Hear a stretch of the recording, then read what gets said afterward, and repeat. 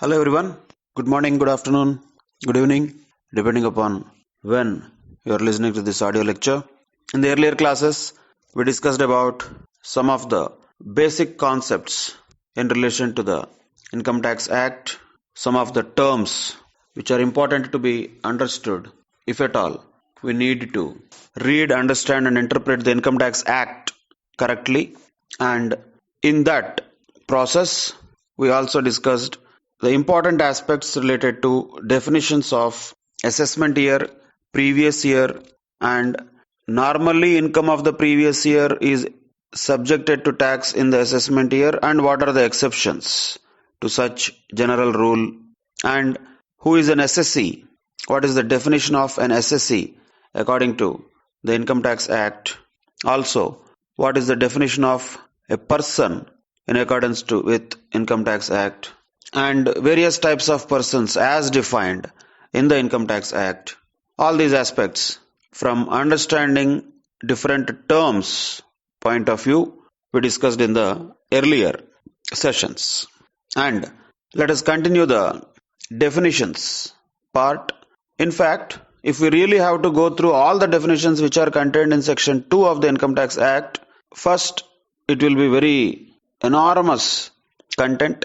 Second, practically it is just not possible for anybody to understand what the definition is talking about without actually reaching the context where the definition is actually applied. So that is the reason we are not going to read through or understand all the definitions contained in section 2. First of all, that is useless. Second, it's not easy to understand all of them now also. So what should we do? We should focus on important definitions which are useful in understanding the terminology which will be extensively used in various provisions of the Income Tax Act that we are going to study, and some definitions which are very generic in nature, which can be understood easily. These categories only we will touch upon at this point of time. One of those categories, already we have touched about some of the definitions contained in section 2, including the definition of previous year, assessment year, definition of SSE, definition of person. All these things are contained in the definitions only. But let us quickly go through some more definitions of the Income Tax Act, which once again will be useful for us, and they are going to be used at different places, multiple places. For example, the word India is used many a time in the Income Tax Act, naturally, because the Income Tax Act 1961 is related to India. The word India is going to be used multiple times, no doubt about it. But what happens if the word India is not defined?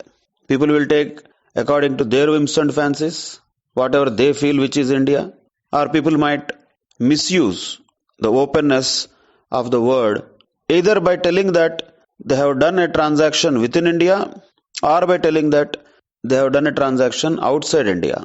According to their convenience, people can turn the word India depending upon their requirements. Of course, should the Act allow such people? Should the Act give such opportunity to the people? Answer is naturally no. That is the reason these terms are very specifically defined in the Act. They cannot be open-ended. They cannot be just left to the wild imaginations of people. So India is a definition which also is contained in section 2, subsection 25A. The term India means, the word used there is means. While we go through the definitions of any law, for that matter, particularly the income tax law, what we are discussing, we would have observed some definitions are starting with the word includes. Those are called inclusive definitions.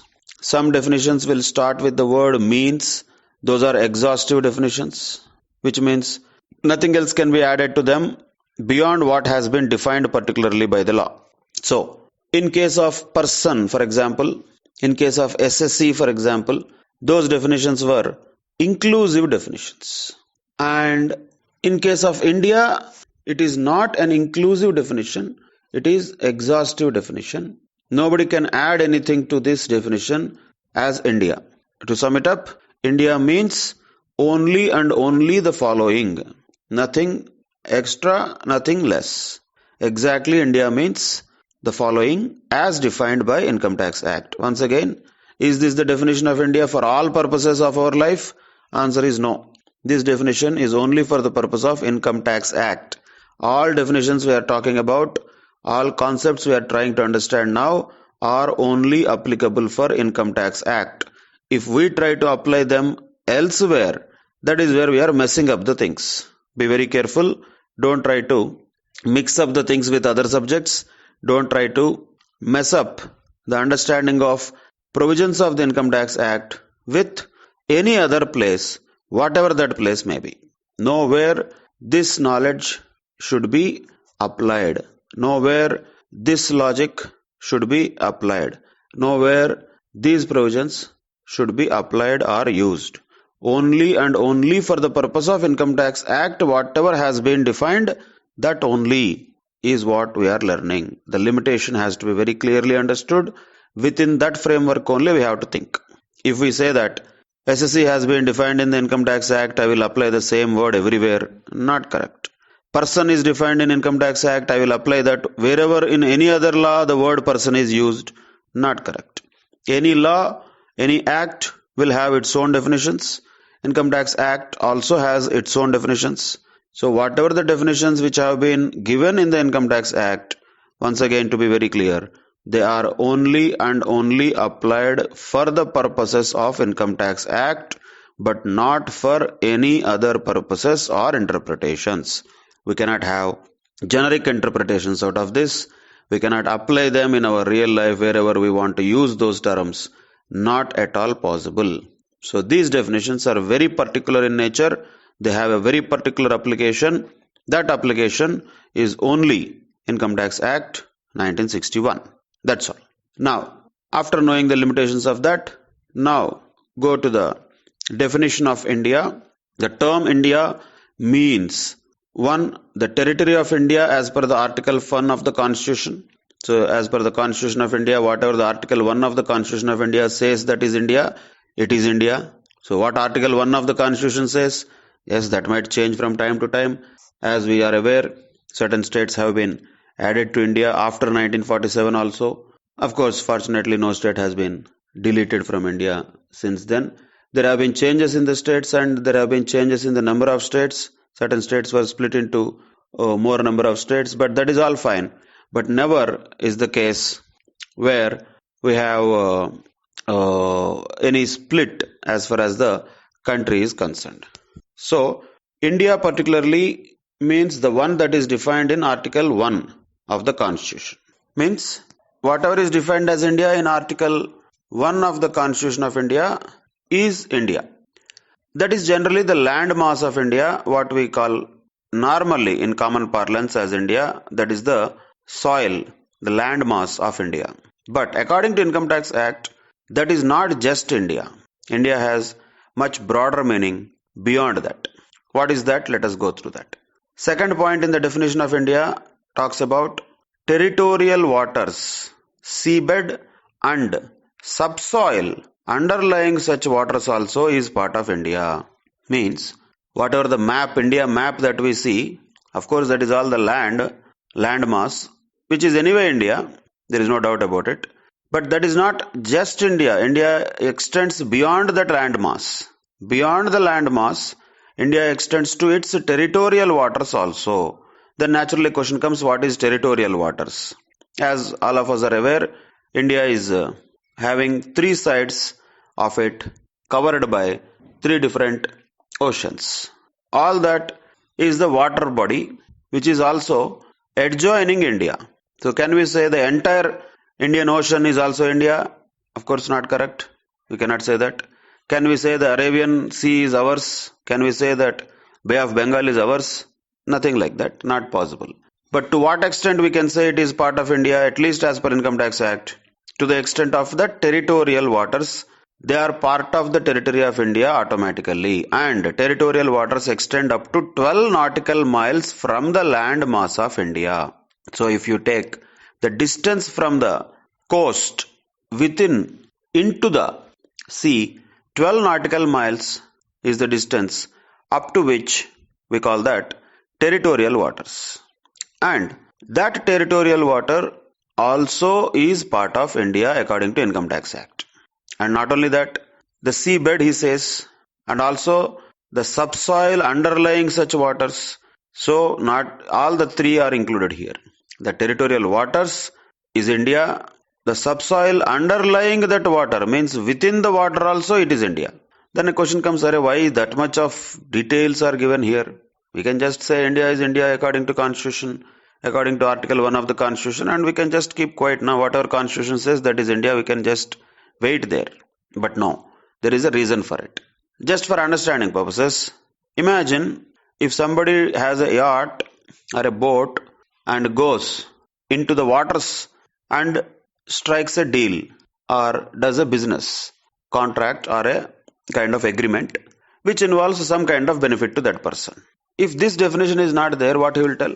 He will tell, sir, I was not in India when this particular business deal has been struck, so I am not liable to pay income tax. He might argue. He will say, whatever that deal is, that is out of India and India has nothing to do with that. He will tell you don't have any purview on that transaction. He might say, should we allow such person? Should the act allow such person? Definitely no. That is the reason why the act has very clearly defined India not just to include the land mass, but also the territorial waters. Not only the territorial waters, even the subsoil under that waters. In other words, imagine somebody has used a submarine to go below the water and he did a contract in the submarine. Can he say, I did not do it in India? Because normal parlance, India means the land mass. So can he say that? Answer is no once again, because this definition of India covers not only the land mass, it covers the territorial waters, the seabed, which is the beach and the coastal area, plus the subsoil under the waters also is covered as India. And for that purpose, the entire sea is not ours. To what extent we can call it territorial waters? Up to 12 nautical miles from the land mass of the country can be called as territorial waters. What is nautical miles? We don't have to be naval engineers here. It is one of the measures of distance in the sea. For example, when we talk about distance measures on the ground, we measure it in kilometers or miles. In the sea, the same distances are measured as nautical miles. So up to 12 nautical miles, it is territorial waters, and that is also part of India. And not only the water, the seabed also the subsoil below the water also is part of India. Then there are two more words used, continental shelf and exclusive economic zone. They are also part of India. Then a question comes, what is that continental shelf and exclusive economic zone? They extend up to 200 nautical miles. So this 12 nautical miles covers territorial waters. If you go into the sea for 200 nautical miles, that is still called as exclusive economic zone. So even that is part of India. That is the other point here to be noted. So continental shelf, exclusive economic zone also is part of India. And not only that, just they have opened it and it has been given that any other specified maritime zone under the airspace above its territory and territorial waters. So because if there is any other word used, normally the words used are territorial waters, continental shelf, exclusive economic zone. These three are the three technical words you have to remember. India includes territorial waters and continental shelf and exclusive economic zone. These three are part of India. That we know already because of the definition. And we also know that not just the waters, but also the seabed and also the subsoil beneath the waters also is part of India. We know that. Now the last point what it says, it just keeps the definition open by telling that any other specified maritime zone, if at all the central government says any other zone also has a specified maritime zone, that also can be part of India. And not only that, airspace above the territory and territorial waters is also part of India. So nothing has been left as far as definition of India is concerned. The land mass is India, on the water is India, above the land mass and above the water is also India, below the water is also India. So everything whether it is part of the map of the country that we see as a landmass, plus territorial waters, plus continental shelf and exclusive economic zone, plus the subsoil under the territorial waters and airspace above the territorial waters is also part of India. Now the question comes, is the airspace and subsoil above and below the continental shelf and exclusive economic zone also India? No, that is not the part of definition. When we talk about below the sea, below water and above the ground, in both cases means air, underwater. In these two cases, what is covered is one, landmass, second, that is territorial waters, but not continental shelf and exclusive economic zone. So this is the overall definition of India, and this has been very clearly defined in the Income Tax Act as an extensive, exhaustive definition, not an inclusive definition. So that is the point to be noted.